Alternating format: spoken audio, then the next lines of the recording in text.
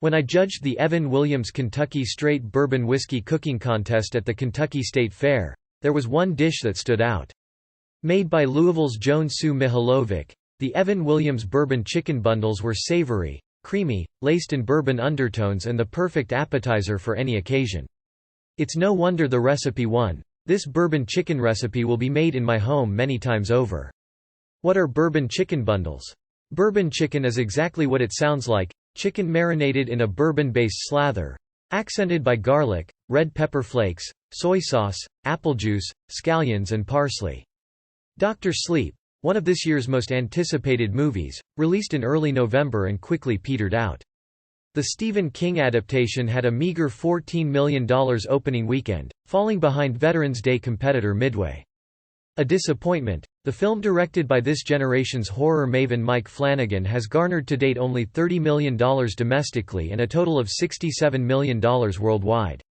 Analysts have been all over this and offered their reasons why it performed so poorly when, critically, Dr. Sleep was received quite well.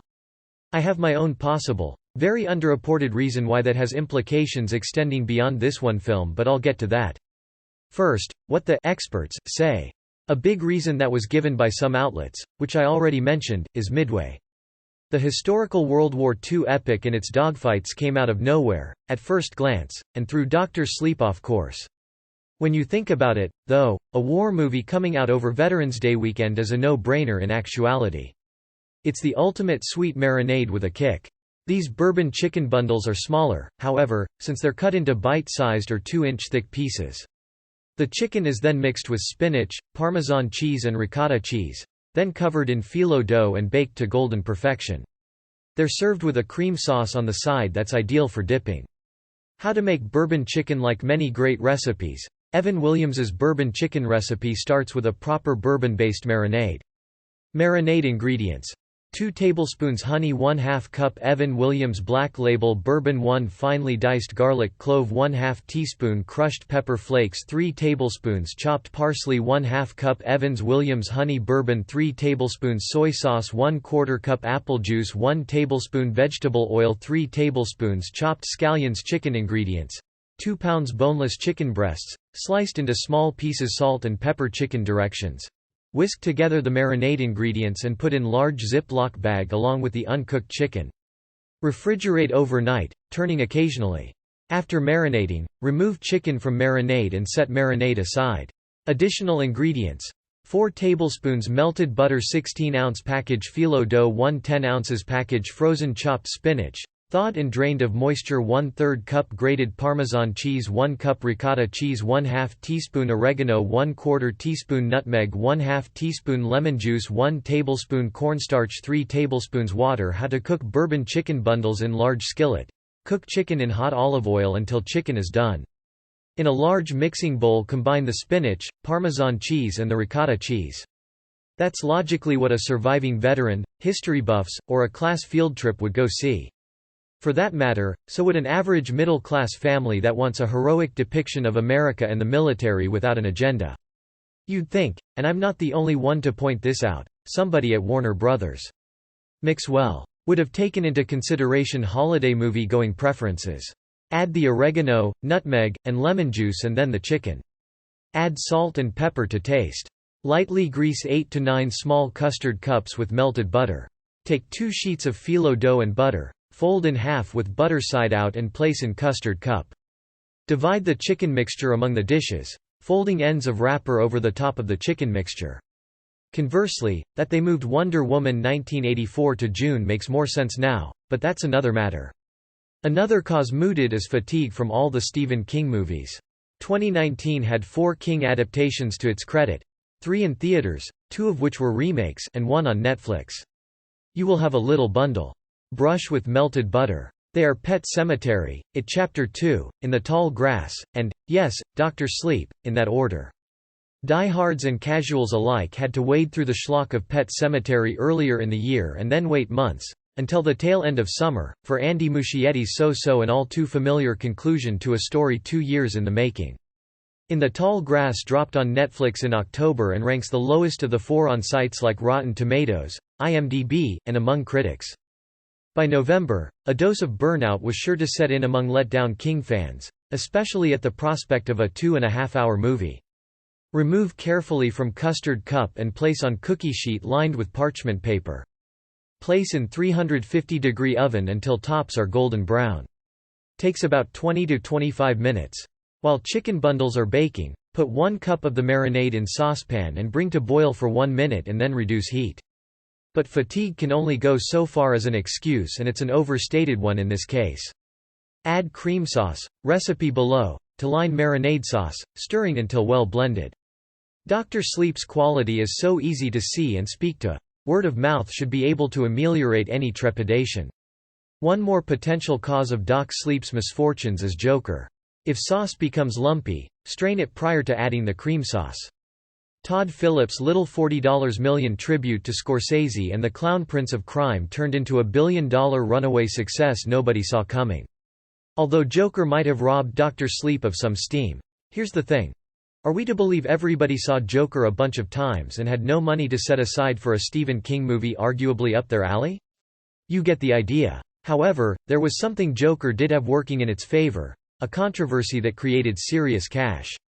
To thicken, if necessary, mix together 1 tablespoon cornstarch and 2 tablespoons water. Worries ginned up by the media the film would inspire mass shooters and likening the character of Arthur Fleck to a misogynist incel backfired, making people want to see it all the more. An audience built in, Warner's gamble was anointed the grown-up guy movie of the year anti-SJWs went to see 7 times and counting. Whisk into marinade sauce. How to make cream sauce for bourbon chicken bundle sauce ingredients: 2 tablespoons butter, 2 tablespoons all-purpose flour, 1/2 cup milk, 1/2 cup cream. Directions: in a small saucepan over medium heat, melt butter. Add flour and stir until the butter and flour are well combined. Pour in milk and cream gradually, stirring constantly as it thickens. Add more milk depending on desired consistency. Salt and pepper to taste. Remove chicken bundles from oven and serve with the marinade sauce on the side. Up next, 12 easy chicken casserole recipes to feed a crowd. Consequently, Joker is still in theaters. You can't say the same for Dr. Sleep, so what happened? Related. Ewan McGregor. Birds of Prey is a feminist film, with a real look on misogyny. My theory has to do with Ewan McGregor and contains broader implications for his next big release through Warner Bros. Weeks before Doc Sleep hit theaters, McGregor started promoting Birds of Prey in interviews. He wasn't shy about the latter's feminist themes and how they appealed to him. The script, for one, has a real fine look at misogyny, he told Premiere in October. What interested me with Birds of Prey is that it's a feminist film. It is very finely written, there is in the script a real look on misogyny. Society needs that, more than ever, apparently, he explained, and men need to be taught to change. And I think we need that. We need to be more aware of how we behave with the opposite sex. We need to be taught to change. McGregor went further later that month talking with Men's Journal and didn't pass up the opportunity to bring President Trump into it. He called Black Mask a villain for the time of Trump, and an absolute narcissist. Black Mask was elaborated on this way. Spoiled in his upbringing to the point of having no contact with what life or people are about. Who has a skin this thin and wants nothing more than to be the center of attention. Related. Ewan McGregor describes Birds of Prey's Black Mask as villain for the time of Trump. McGregor's big statement to Premiere on subtle, everyday misogyny, and mansplaining, drives my point home. Misogynists in movies are often extreme. They rape, they beat women. And it is legitimate to represent people like that, because they exist and they are obviously the worst.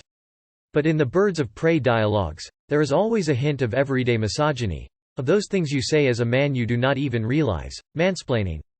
All it's in the script in a very subtle way. I found that brilliant. You think people by the millions won't read that and decide to stay away from your movies? His words might as well be a scarlet letter on his career going forward. McGregor has no clue what ramifications they have or how they sound. He lives in a bubble. People boycotted various franchise entries this year and didn't flock to Charlie's Angels due to their wokeness. Dr. Sleep isn't positively woke. The most powerful being in it is a 12-year-old girl of color, but that's pretty much the size of it. Elizabeth Banks and her ilk can complain or say, good, whatever, and invoke the usual refrain, well, it wasn't made for you. It won't bring back the money they flushed down the drain or fix their denial. Dismissal and open alienation of an entire segment of the population, one with money to spend, is a bad, unsustainable business model. These people hear what Hollywood is saying and react accordingly via their wallets. Joker will be embraced while stuff like Charlie's Angels gets passed over. Dr. Sleep is a slumbering silent victim of this trend. Related. Elizabeth Banks responds to Charlie's Angels bombing at box office. I'm proud it won't be recognized that way, but the times we live in are a big part of what's afoot. The star goes on record declaring what a feminist boogaloo one of his next movies is going to be. American filmgoers, the quiet majority, respond by staying away from his latest release. And instead, they plunk down their hard-earned money for the war movie retelling the story of that time their guys won. It's that simple. No male feminist Ewan, no, sneaky, Elizabeth Banks brand feminism. Just old-fashioned good guys versus bad guys, shootouts, winners, losers, stuff getting blown up, and a much-needed remembrance of history. Ironic, isn't it? A war movie turns its competition into a casualty of war, a culture war. Dr. Sleep doesn't deserve to be one of the fallen. The film itself is like unto a wounded innocent bystander no matter what else is out. If there's too much Stephen King proliferating throughout the year, or what McGregor says in the press. It'll make a lot of year-end top 10 lists and deserves to be seen. Mike Flanagan is a brilliant filmmaker on a hot streak and still on the rise. If his movie suffers, imagine what's going to happen when the calendar turns to February and Birds of Prey's release date. I could make a sound prediction, but we're all counting on the same outcome, aren't we? Let's wait and see.